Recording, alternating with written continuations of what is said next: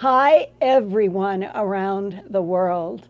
I've got chocolate with me tonight. They seem to play off with each other. And from Earth to outer space and to the Pentagon. From Earth to outer space and to the Pentagon. This week has already brought us another beautiful crop circle from England, discovered on June 8th at Barton Stacey Belt near South Wanston, Hampshire. 12 points, 9 circles, about 180 feet in diameter.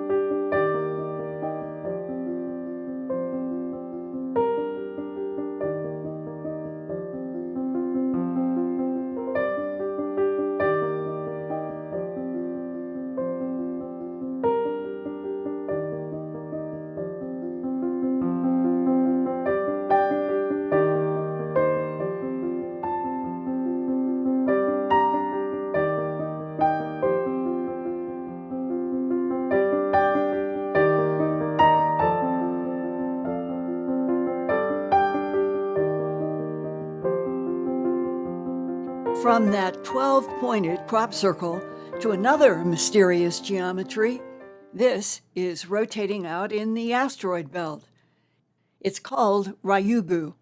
Remember 2 years ago in 2019, Japan's spacecraft Hayabusa 2 captured samples from the surface of this diamond-shaped Ryugu asteroid. It's about 2,800 feet wide and returned the samples back to Earth in December 2020. Now, the Japanese scientists are reporting, quote, "Boulders on asteroid Ryugu are surprisingly fluffy," close quote. Japanese scientists have discovered that rocks from Ryugu could be more than 70% empty space, almost like styrofoam, which is about as porous as icy comets. That empty fluffiness provokes the scientists to suggest that one possible origin for the extremely fluffy rocks is that they formed almost after the most ancient cosmic impacts in this solar system. So the Ryugu rocks could be remnants from the earliest beginning of this solar system.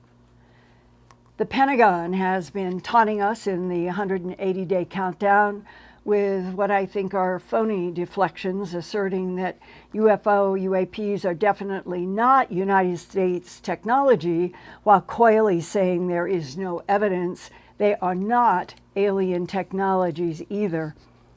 Meanwhile, thousands of people around this planet since at least the Betty and Barney Hill, New Hampshire human abduction case in 1961 have described encounters with non-human entities, most commonly gray-skinned beings with big black eyes that are probably lenses. I first heard about the gray-skinned beings with large black eyes or black lenses over sometimes described reptilian eyes that had vertical pupils And that was when I was producing the documentary film A Strange Harvest for the CBS station in Denver from September of 1979 until its broadcast, the original broadcast, in an evening 90-minute special on May 25th, 1980. And in that documentary, I had a woman, a human abductee in the UFO phenomena, who described seeing a calf raised from a pasture outside of Houston, Texas. And it was in May of 1973, a long time ago, that this occurred. And what you are going to hear her describe in her own words is seeing that calf rise in a pale yellow beam of light. It's like a spotlight that's shining down on the back of my car. And it's like it has substance to it.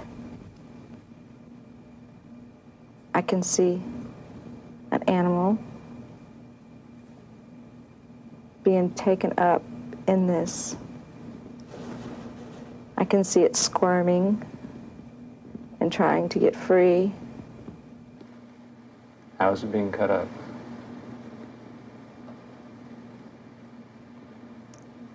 Dissected. Mm-hmm. With knives? Instruments of some kind. There's tissue. It's laid out flat and smooth. It glistens. And the needles, there's needles in it, or what appears to be like needles. It may be probes, I don't know. But it has a tube connected to it. And the same thing with what appears to be testicles. Is anybody else around you? Okay, they have very large eyes. They're very hypnotic. Like they're so big that, and they don't blink. Their eyes do not blink. It's almost like, I guess, a snake. They were very snappy about their movements, and they knew exactly what they were doing. For that documentary, I worked with Dr. Leo Sprinkle, Director of Counseling and Testing at the University of Wyoming in Laramie, and he is the one who hypnotized Judy. The gray being communicated with Judy telepathically, and as she watched that calf go up in that pale beam of yellow light into a UFO, under the hypnosis, she did describe a gray being with snake eyes that used a cutting instrument to slice these thin tissue sections from the calf's testicles. After that May 25th, 1980 broadcast, I was asked to speak about animal mutilations at conferences and in television and radio broadcasts. And that's when I met Budd Hopkins, a New York City internationally acclaimed artist who wrote a 1981 book entitled Missing Time. Budd interviewed many people who reported seeing UFOs in the sky or strange beings in their bedrooms. Then the experiencer suddenly realized the clock that had shown 11 p.m. now says 3 a.m., and they have no idea what happened in the missing 4 hours. Budd reported, quote, "If there is anything that links these people to one another, it is that all of them are deeply perplexed and troubled by the time lapse or amnesia. They feel something strange or weird has occurred, but until they go under hypnosis, their memory fails them," close quote. 6 years later, in 1987, Budd Hopkins released another book entitled Intruders, The Incredible Visitations at Copley Woods. The book evolved from a letter Budd received and investigated from a woman he called Kathy Davis. After reporting a terrifying UFO experience to Budd Hopkins, Kathy's life took a dramatic turn and she became the central figure in Budd's next book, Intruders, and in the TV series adapted from that book. But tonight, I can use her real name, Debbie Jordan-Kauble, now 62 years old, who has written her own book, Extraordinary Contact, Life Beyond Intruders, published and soon to be released by the UK's August Night Press. Here, for the first time in her own real name, Budd's Kathy Davis writes from her own 62-year life of interactions with other intelligences. Debbie's book spans at least 5 decades, from the 1960s to the 2010s, with honest, heart and mind-wrenching details about what it means to be a lifelong experiencer of human abductions by other intelligences of unknown origin and unknown intent. The UK publisher and distributor is August Night Press, in association with White Crow Books. And Debbie would welcome hearing from you after you've read her important new book, Extraordinary Contact. And her Debbie Jordan-Kauble website is www.debshome.com, and that will be repeated in the notes under this broadcast, the publishers and how to get in touch with Debbie through her website. In your book, Chapter 6, it is titled, It Gets Weirder. And you begin, you begin on April 24th, 1984. You would have been 25 years old then. Quote, I had the most unusual UFO sighting of my life, close quote. You were starting out with a manicure. Yes. I did the weirdest stuff at the weirdest times of day and night. I have no internal clock, and I just function whenever. And I'm like, it's later in the evening, and all of a sudden I realize, I got to have like nail polish remover, some weird stuff like that. So I go in my car, and on the way home, I see this light in the sky. I saw this bright light coming real slow, and then it like went into 2 lights, like headlights, but in the sky really low. And I hurried home. I ran in the house and screamed at my mom, come out here, you got to see this. I know my mom and I ended up back out on the front porch. This thing was coming over the house, and it was frickin' huge. Mom's house was surrounded by trees, but there was open sky above. And this thing was so big that it like almost filled up the whole open sky, and it was very low, but there was zero noise. This thing made no sound whatsoever. When it got right over the house, Mom and me standing on the front porch looking up, you could almost hear it when the lights came on the bottom. It was like, whoop, like that, like air shifted. And all these lights lit up underneath of it, bright lights. I remember a red light up near the front. And there was so much light that it obscured being able to see the silhouette of it once the lights came on. And I looked over at my mom, and my mom was mesmerized, standing there with her head cocked straight up and her mouth hanging open. Oh, my God, that's so beautiful. I'm like, what? And I was freaking out because I kept thinking, oh, my God, they're coming. They're coming to get me. Oh, my God. As if gliding silently over the house, I ran through the house out the back kitchen door to the back porch as it was gliding over the back porch. Once it got past our house, the lights went off on the bottom, and it was dark again. But I could still see it kind of went over a little bit south of the house, and then it just flipped. Instead of making like the big aircraft would make a banking turn, this thing just like rotated on its freaking axis and flipped and just started going in the opposite direction. Dead silent. Not ever a sound. I can't remember if I called Budd or not, but I know I was freaked out. And I thought, oh, my God, this has got to be all over the news. Mom, hurry up and turn on the radio. Turn on the TV. Somebody's got to be seeing this. This is insane. So big and so low. And Mom and Dad didn't live that far from the city in Indianapolis. Millions of people. Not a word. And the next day, nothing in the paper. How in the hell is that even possible? Right. Later, we drew pictures. Somehow Budd got a hold of Dr. Heineck up in Chicago. Yeah. Mom and I spoke to him on the phone. Super nice dude. And he had me and Mom draw pictures of what we'd seen that night. Mom really felt that he was beginning to feel like that not everyone was able to see these things. That's right. I would agree. And how does that work? Is it that they are controlling the human minds? Are they controlling 10,000 human minds and allowing only one or two to see at the time that they are generating this image? Maybe they shut off everybody in the general vicinity, but the few of us that had already been turned on, for lack of a better way to put it, already have the extra circuitry to see it, you know? Yeah. As I was reading the book, I kept thinking orb lights. You are always seeing orb lights, that throughout your life, these little orb lights are what seem to anticipate experiences that you have. Yeah, sometimes I've seen them in the house, and other people have seen them in the house, and I don't think anything happened after that. Like those little blue balls of light have whizzed through our house. I had one whiz through my car at an intersection one night. We've had little white balls of light that have drifted through the house and the front yard. In 83, it was a bigger ball of light. It was more about the size of a basketball.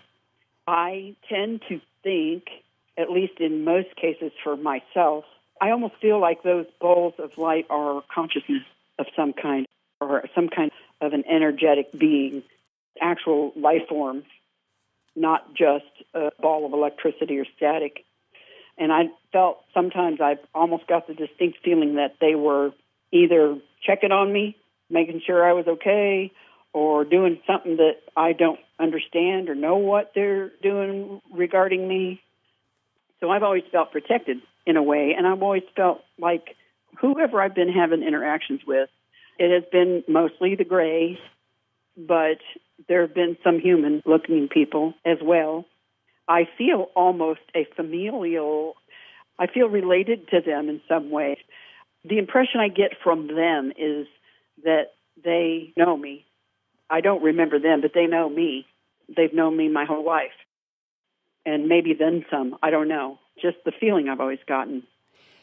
There is a growing sense among people who are military whistleblowers and others who seem to have insights about the Greys, the Blondes, the Reptilians, and on, that the Greys cannot be trusted and that they will act friendly or neutral and sometimes help humans, but that they lie. Are the lies for something positive for humans or not is a question that has been raised, leaving me in 2021 wondering what you, as a longtime interactor with Greys and occasionally the blonde being, what your sense is of their motives of interacting with us. Are they even from inside this universe? And if they are from outside in another universe, another dimension, or a timeline, what is it that they want from Earth, from humans, and would you trust them? There is a part of me that feels, the ones I've had contact with, there's a possibility that they're from our future and they are us. That's just a real strong feeling I've had for many years. I feel strongly that they are our future and they are us. And as far as they lie, so far I have not had any reason to think that. On the other hand, my government and my military have lied to me plenty. So I say, ain't that the pot calling the kettle black? And people have said, why don't you ask them this? Why didn't you do this? Why didn't you grab this? First of all, in the beginning, especially, just the visualization of them, just seeing them is shocking. Your mind kind of stops, like you're frozen. And the last thing that you think about is having an intelligent conversation with this thing. Because all I could think about for the longest time was, please don't touch me. Please don't kill me, please. Right. And then I think to myself, if they're so far advanced from me, it's like, why would I go to the zoo and have some existential conversation with the chimpanzee? He isn't going to understand what I'm saying, Right. What do you experience in telepathic communication with the Greys?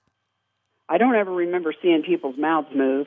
I heard voices, and there are times when I wouldn't even see anybody, but I would hear the disembodied voice, always this voice you have a voice in your head that talks to you, your voice.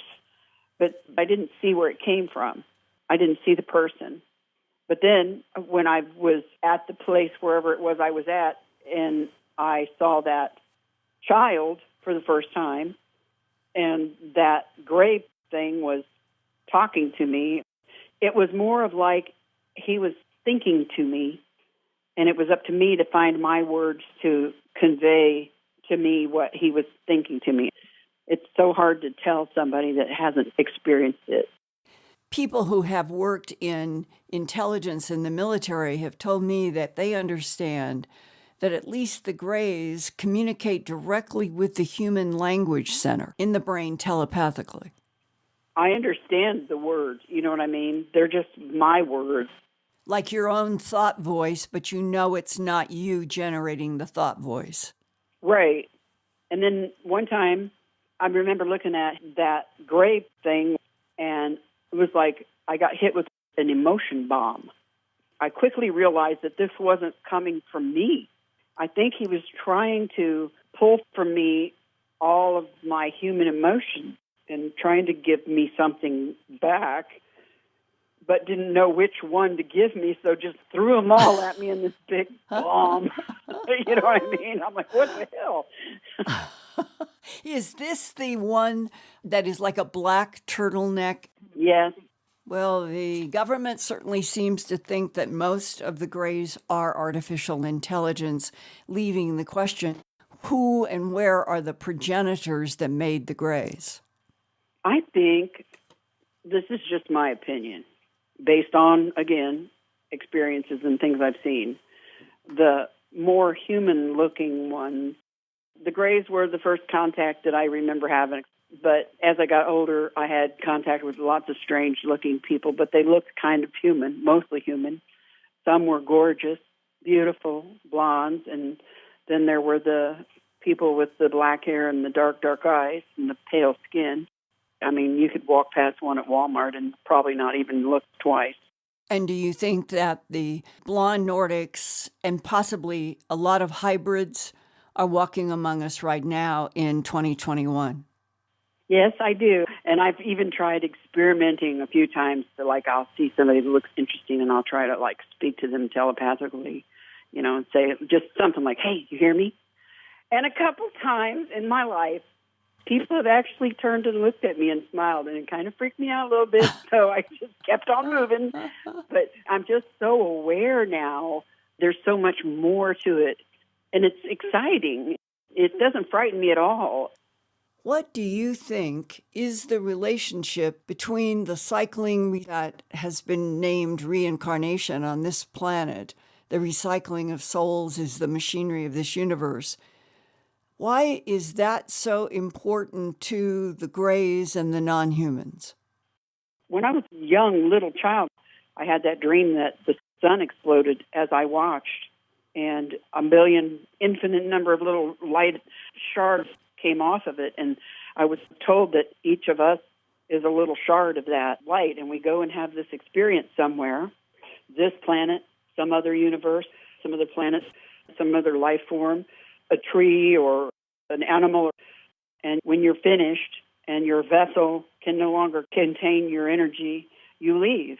And you can either go back to where you came from and you take all of the experiences and everything you felt or saw or did with you back and lifts everyone in knowledge in the cycle of this continuous, everlasting life that we're in. And isn't that vessel that is gathering information in organic life and then delivering it somewhere, isn't that the soul? Yeah. I think human beings are fantastic, energetic beings. I don't think people remember what they really are.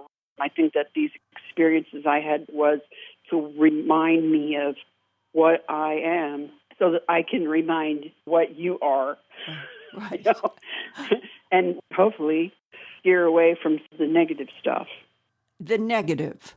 You could say that a metaphor for this universe has been drawn in the Oriental practices for so long, and it's called the yin and yang symbol.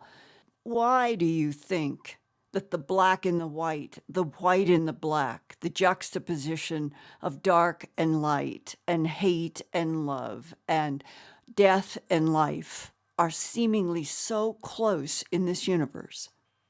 You would never recognize one without the other. If you didn't have hate, if you didn't have negative and were only all positive, and then negative came upon you, you wouldn't recognize it for what it was. So you can't have one without the other. You can't know love without hate. You can't know peace without pain. But why doesn't light instantaneously, immediately, always vanquish the dark, the evil, the black? Well, like I said, you can't have one without the other. But wouldn't it seem logical that the light is more powerful and that the light would automatically extinguish the dark, and that it leaves this haunting question for me always? Why are we in a universe in which the dark seems to be next to the light instead of vanquished? I don't know. All I'm seeing in my head is a dark room. And I walk into a dark room and I turn on the light. The dark is gone. Now the light is here. When I turn the light off, the dark comes back. In darkness, there's growth and experience. Some of the worst times in my life, the darkest times of my life, I have come through the other side of it brighter and more elevated, and I would never have reached that height had I not been at that depth. I made it through that other side better and stronger and more spiritual than ever before. I met dear Debbie at Budd Hopkins' apartment in New York City in the early 1980s.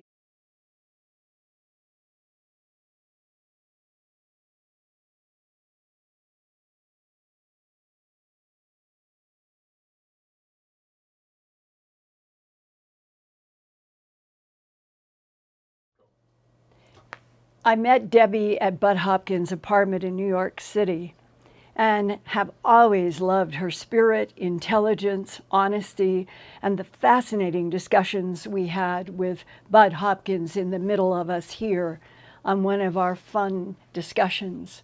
And we talked about everything, about abductions, animal mutilations, and what is our true relationship with this universe. And this past weekend, at the post office, I found an extraordinary letter from a writer who describes himself as a physicist working in one of our large divisions in the United States. And he said in his letter that he was working in what is called a JSOC project, the Joint Special Operations Command. It has trained since 1980 to execute special operations and missions worldwide. JSOC is located at Pope Field in Fort Bragg, North Carolina. He began this letter this way, quote, "I will try to explain what little I do know about the others," meaning alien intelligences interacting with Earth. The term others is used in some of the research reports that I have to go over in my job. This is how JSOC refers to them, and always in quotation marks, which I find odd. Anyway, the ashy gray small child size, the grays, are biologically alive. They have been described in the JSOC reports as a nuisance to operations and project goals, a nuisance. They are described as being designed for temporal space travel, which is a type of travel we currently cannot do as humans. They are grown, meaning the gray biologies. They are grown, for lack of better words, which I think means genetically manipulated and controlled, and probably they are cloned, and programmed for specific duties and mission assignments, just like our human pilots. The ones that manage this bunch are the much taller grays. This is a very old race that do not travel through space often. They use these smaller worker drones to do that for them. And those tall ones that are being referenced could be the ones that some of us have been exposed to in doing research when people say they have been introduced to an emerther, E-M-E-R-T-H-E-R, tall gray, that is supposed to be friendly or neutral. Notice the term that I use, that this is a very old race that do not travel through space often. They notice the term through space and not in space. This is the goal of the larger engineering program I am involved with. And what he's beginning to imply is point-to-point travel. That is not having to go through Euclidean straight lines to get someplace. When they, still referring to these gray described beings here, when they travel through space-time, it goes to a zero function of the waveform. It means that you can literally travel instantaneously to any point in the universe in the blink of an eye.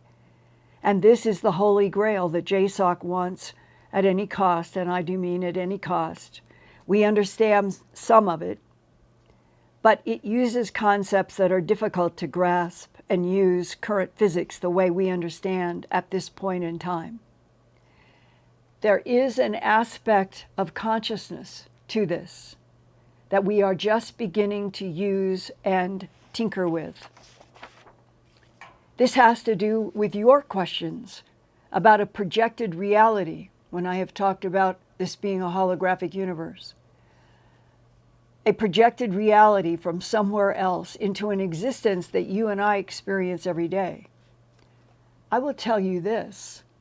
It is a scientific fact that when we map the background microwave radiation of the universe, the very axis of it runs dead center through the ecliptic of our solar system. It seems as if the universe was built around us, or rather the solar system we exist in. This is and brings up a multitude of questions both in theology and scientific academics. What I can tell you is that there is much proof to show from actual experiments that conscious intent plays a big part in the formation of the results of experiments or exercises. We are just now able to understand that space, or rather space-time, does not exist in the conventional sense. It is a construct of the consciousness field. If we did not exist to observe it, it would not be. As far as light versus dark, hate versus love that you ask about, those are human concepts impressed upon this field, this consciousness field. The field is there to become or be what we think with conscious intent. It reacts to our collective intent, implying that prayer is a physics in this universe, a quantum universe, where the physics of intent and mind to universe concentration can communicate. This consciousness or conscious science is known and highly developed by our non-human friends, to the point that it seems like magic. But I assure you, it is real science and not magic. There is only the self, he put that in quotes, while you are here, in quotes. If you could understand that truly you exist as part of this consciousness universal field, and that you are only the conscious intent that is you. Just know that the human race is moving on an evolutionary scale very quickly to understanding the phenomena of higher dimensions and a conscious universe, and that the two are inseparable. The universe that we know as matter and the quantum field and the consciousness behind it, the two are inseparable and dependent upon the intent of the frequencies in varying strengths that interact. This is so much like some of Bohm's work and others. And it seems to me that what I'm sharing with you tonight is going to be the growing area of breakthrough after breakthrough after breakthrough. And that whatever we are, whoever manipulated DNA to create us, it is some sort of a vast experiment, perhaps having to do with consciousness in organic life.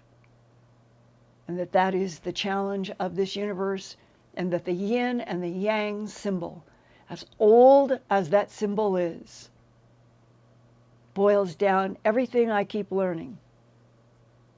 But just like I truly ask Debbie, I do not understand why the light does not vanquish darkness instantly. I welcome any input from you all. I'm outside of isms.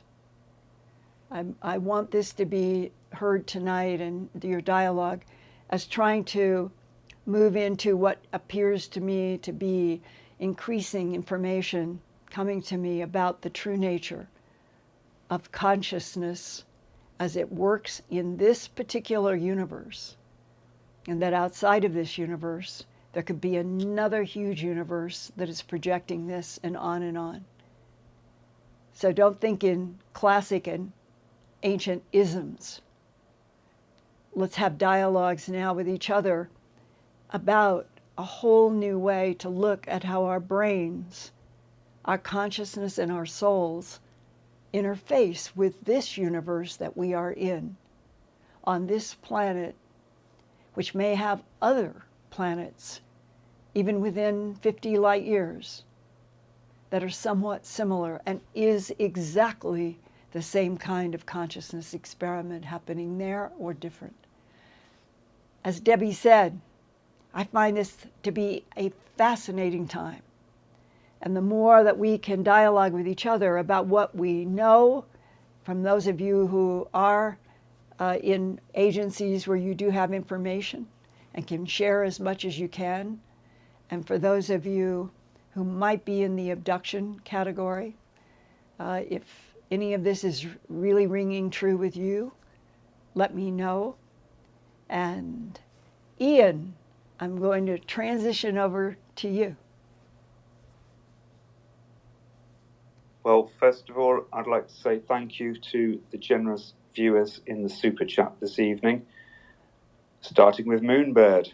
Hi, Moonbird. Hello. Then James Thiessen, Liz Gasperi, Courtney C., Deborah McGavin, Joan Orshi, Teresa Bass, Joanna Cooks, and Bailey, I think, Jeffrey Rizzo, Bell Horse, Sarah Milagro, Fernando Menezes, Schoolcraft, Pandora, Mary Kelly, Caroline Boyce, Anthony Nicoletta, and Mr. Park in the Dark. Thank you. Thank you so much. It really means a lot to tangle with these difficult subjects and know that there are so many of you out there who are grateful for this ability to have this dialogue. I thank you. I thank you so much. Next Okay. up question. Okay, Linda. Well, there are several comments where in Debbie's testimony, several people in the comments recognize certain things that Debbie's experienced in their own lives, such as the balls of light that come into the room, right, and even the illustrations that were shown of the greys. One person has referenced, these look like the ones that come into my room. It goes on for one of the people who's commented saying that they walked into a strange vehicle in the Pennsylvania mountains when they were about 15, back in the 50s, lost 8 hours and went back home, not curious. Later, I read missing time and they're not curious anymore. Well, I would like to hear you flesh out, if you can, those of you who have had missing time or abductions that you remember or beings that you remember.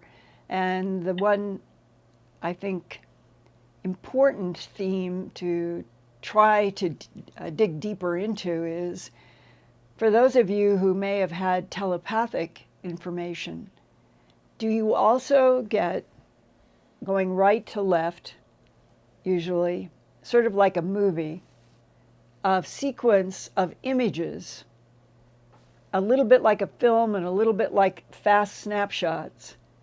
And sometimes there are gold symbols on top. And I'm always interested in learning if people are having that particular kind of mind download, because a lot of people that I've interviewed over the last 42 years, they have a sort of a sequence. And once you start hearing somebody describe what it is that they've been getting a download, then I have sort of different file areas with all of these people, over 2,000 that I've interviewed, that it provokes memory and it provokes thoughts about who and what are connected and what are the themes that are coming to Homo sapiens sapien from Greys, reptilians, blonde Nordics, and any others. That there can be themes of content. And I'm really interested in this very difficult and transition time on Earth. What does seem to be current in the themes of telepathic download and imagery? So that's one thing, Ian, to put out to ask people if they can submit along those lines too. Yes, we welcome any emails to earthfiles@earthfiles.com if anyone wants to send any summaries of those specific experiences.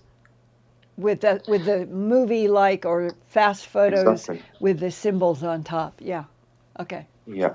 Okay, going on to the questions, Linda. One of the questions is from someone who says that they've had several UFO sightings. Is it just that they are in the right place at the right time, or do you think that they were supposed to see them and that the people who witnessed the UFOs are supposed to see them? Well, if you recall that part of the mini doc that we had today about Debbie, that was a very important exchange where she was saying that she and her mom doubted that everybody around them in Indianapolis saw what they saw. But then the question would be, why? And that comes up hundreds and hundreds of times. Something happens and it's dramatic and you can't find any other witness and there's nothing in the media. How does that happen? Well, I've been exposed to that idea for decades, that whatever the intelligence is in the craft, that it can do something that makes a very person-specific or a few people specific, like a bubble, and those are the ones that are going to see whatever is generated in the sky and wants them to see, but then nobody else will. And it's always been in the category of mind manipulation by either very skilled technology based on eons of research of us and experiment, or it is just part of the tools of an advanced civilization that has locations all over this universe, and that one of the ways that they move from place to place or experiment with their own planetary research is to be able to selectively control the consciousness in this consciousness field in the letter, control and manipulate a consciousness field around the individual or individuals that the others are studying. And then that also would maintain some control over whatever life forms that they are interested in investigating, because they may find that if they don't keep it isolated, then it might go to mass panic and all of these things, and that it would be the ability to control specific individual minds, eyes, senses, everything, would serve an advanced intelligence's program on planetary evolution. So when you look at it from that point of view, it isn't that strange, because it would be technological. It would be a technological tool. Okay, moving on to another question, Linda. Have you ever done any research into UFOs and the constant myths and mythology about the Earth's inner Earth and inner Earth beliefs, such as Agartha? Well, in terms of legends, no.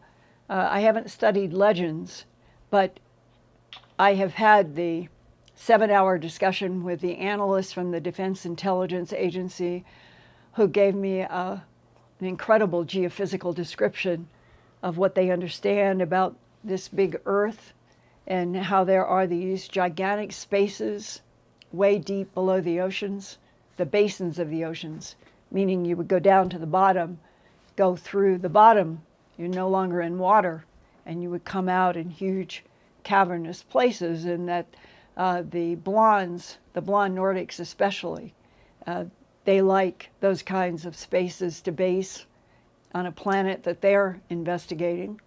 The Greys like mountains, they like being inside of mountains, and that the reptilians like the heat of the deserts.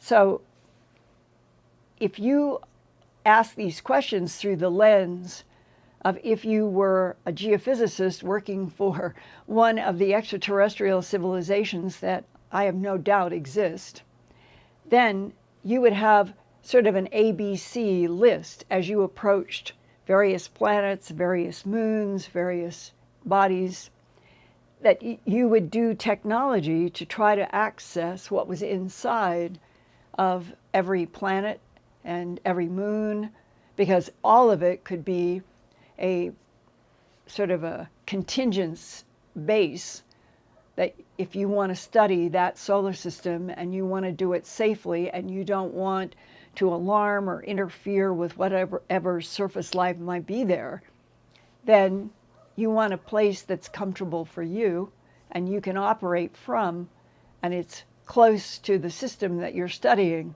which is my understanding of how this planet that the non-humans have used inside the mountains, deep beneath the basins of the water, and inside of mountains in Mesopotamia, in which to base themselves while there's been interaction with the surface life of evolving humans.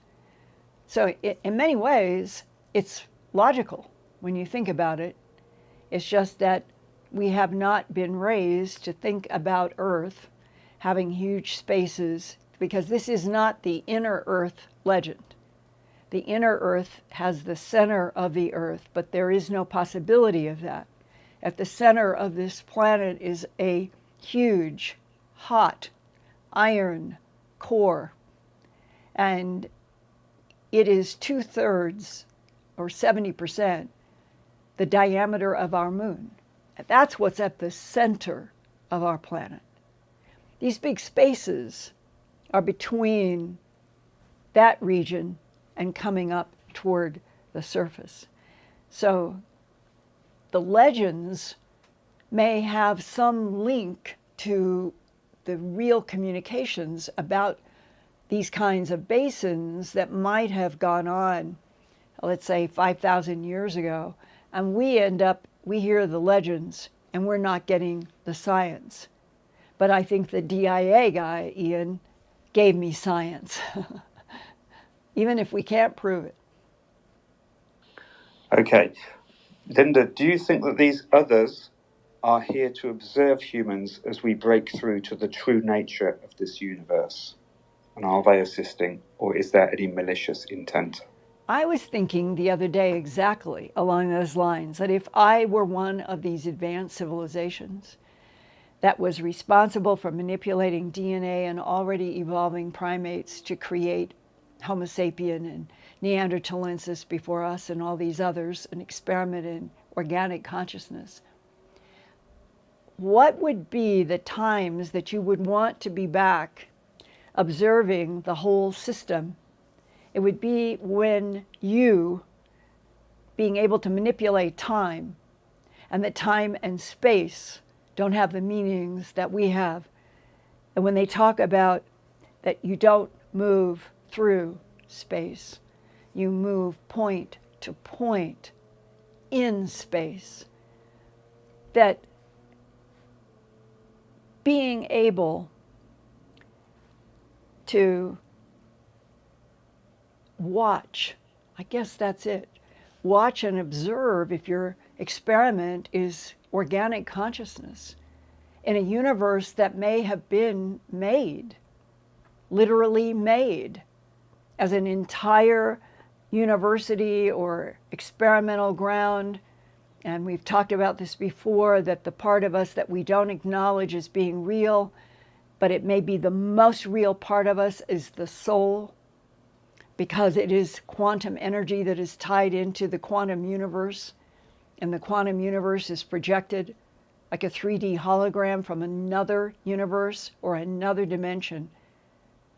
There's got to be a reason.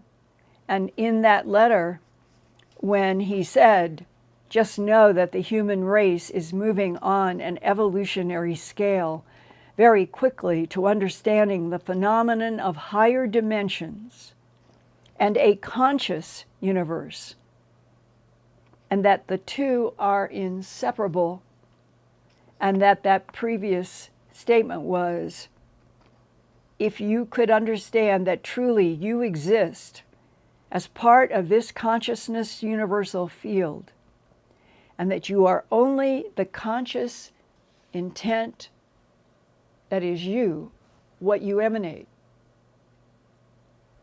If we were being educated about the true relationship between our mind, our soul, this universe, what the intent of love versus hate actually can do, why prayers would be a physics in a universe in which intent of all consciousness interacts with the huge quantum field, it would explain the ability to manifest from energy to matter, to manifest fish and bread on a hill. All of the things that we think of as being sort of fairy tales may actually be the most important processes created in this universe, being studied in this universe, and that we humans and other humanoids who have souls are the point of the experiment. And when I start thinking about everything around me in those terms, it changes. It definitely is changing the way I'm looking at a lot of things. And it makes me feel more effervescent, because it seems to me that if we all were sharing our consciousness in the idea of intent, of love, light, and peace, it would be an effervescent atmosphere on this planet instead of everything dying. I'll go for effervescence. Okay, Ian, what else? Okay, before we go into another question, I just want to reiterate, please, everyone, send in your video questions for Linda for our Yeah. summer solstice celebration Yes. episode. It's in 2 weeks, June That's right. 23rd. Okay, I've got another question for you, Linda. This one's probably quite a quick question. You often use the term high strangeness. Who coined the term high strangeness originally? Well, I don't know. I've used it going all the way back to, I don't know, when I was working at Channel 7 in Denver, 79 to 80 when I was working on A Strange Harvest. I don't know the origin. It's just high strangeness is something that I used. I used it in a lot of things that I did, and it just stuck in my mind. So that's my source when I was working on that documentary. Okay, I'm going to return now to questions about Skinwalker Ranch, which is a very popular series and which you've featured in. There are 2 questions on this, Linda. The first one, because I know you've had your own personal experiences here, there's some speculation, and we've actually had a comment previously from someone who says that they live quite near the area, but yet they've not experienced anything themselves. They actually say that they're a neighbour to Skinwalker Ranch. Now, their question was related to the speculation that some of this is the activity that's going on is actually a psychological experiment being done on certain people. But I know you've had your own personal experiences. What can you say about that? Well, the Skinwalker Ranch in the Uinta Basin of Utah, it's very complex and complicated because you have to start out with the fact that for going back at least 3 centuries, 300 years, the Utes and the Navajos always have had, we'll call them alarms or warnings or stories about the fact that if you went into the Uinta Basin, the ranch is just 480 to 500 acres, a ranch in that huge Uinta Basin. And the Navajo and the Utes had stories about seeing a wolf change into a man or a man change into a wolf, the body changers, shape-shifting. And so we're going back 300 years. And that has always been one of the themes around the Uinta Basin. I remember when I was working on A Strange Harvest, and that was between September of 1979 and when it first broadcast on May 25th, 1980, 9-month project. I got a call from a man who lived in, I think it was Roosevelt, Utah. And he wanted me to know about the animal mutilations and the human abductions and the globes of light and the UFOs and all of this phenomena that were known to people who lived in the Uinta Basin. And I think, Ian, sort of what you're asking and is kind of a universal question. Which comes first in this chicken and egg question about,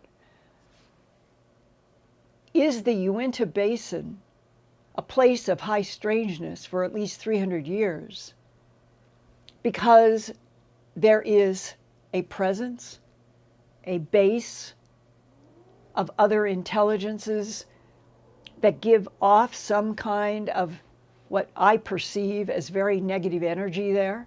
I didn't like the feel there at all. Is it because there is other consciousness, just like this letter? And that consciousness is focused on manipulation of the environment in ways that are not positive?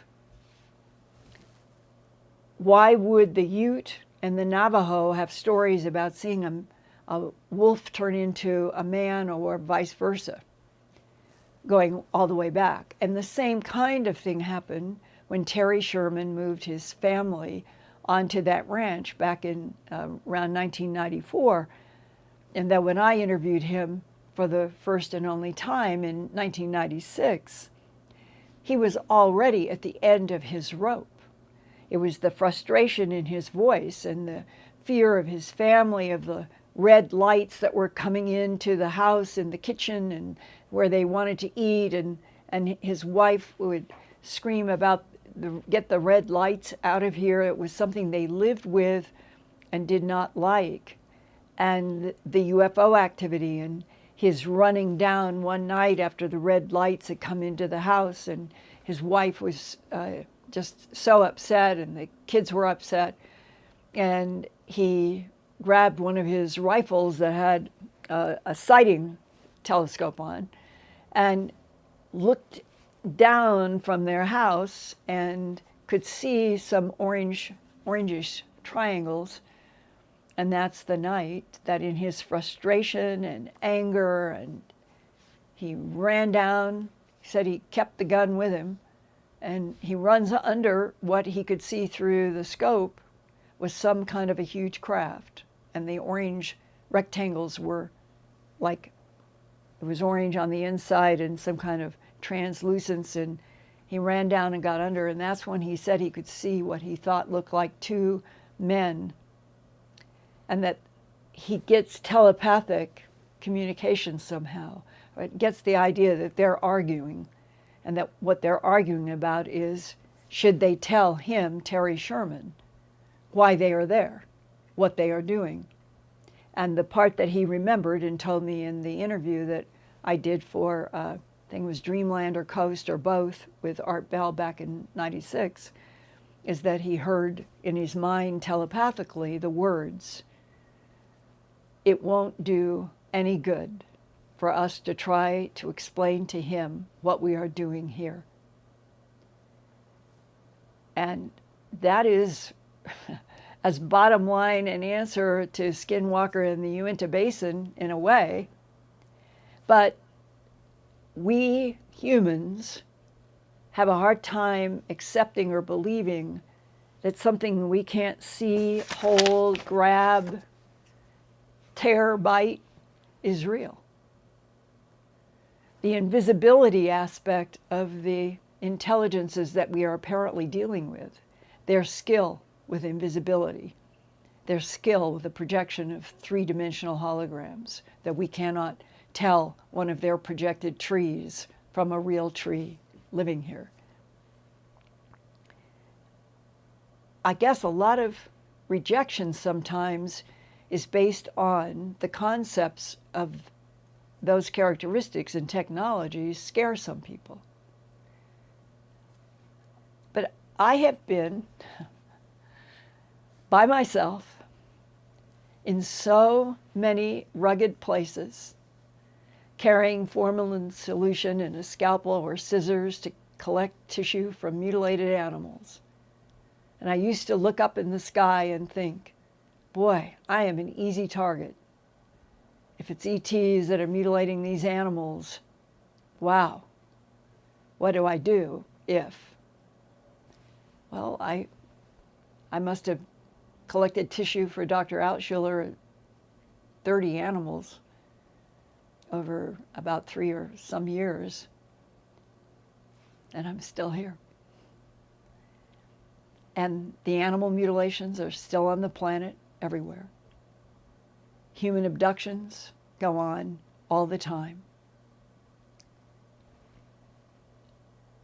The information that I'm gaining from people beyond this letter writer to this weekend is that there are small percentages of humans on Earth right now who are working in programs, as this man is describing. And they know that it is absolute physics, the relationship between the projection of this universe, like a technology that contains biological and AI consciousness, and that the consciousnesses in this universe, like the yin and the yang symbol, some are negative, some are what I'd call positive.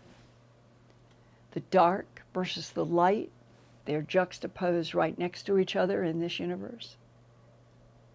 And the only thing that makes the difference between how much black will be in this white, how much white will be in this black, is the intent of the consciousness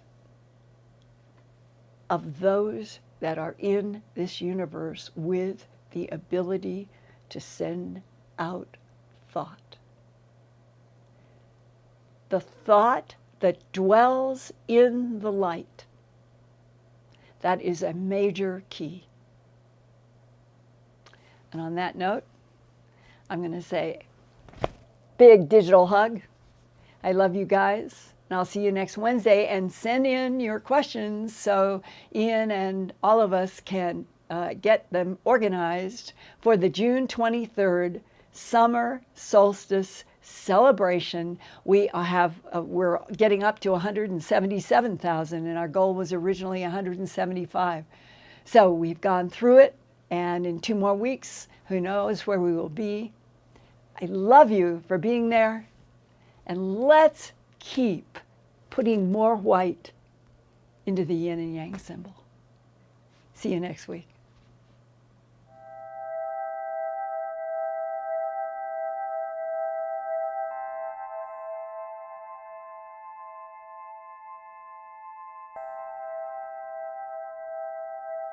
Turn on closed captions for YouTube videos by clicking the white CC button on the lower right. The default language for Linda's videos is English. If you would like to see the captions in another language, click on the white Settings button next to the CC button. Select Subtitles CC, and then select Auto Translate. Select a language, and the captions will now appear in that language. Sort of gone through, and they will hold their heads. I never had a cat do that before. And they'll pull against the comb, helping me get out snarls. And I think it's the best they've ever been.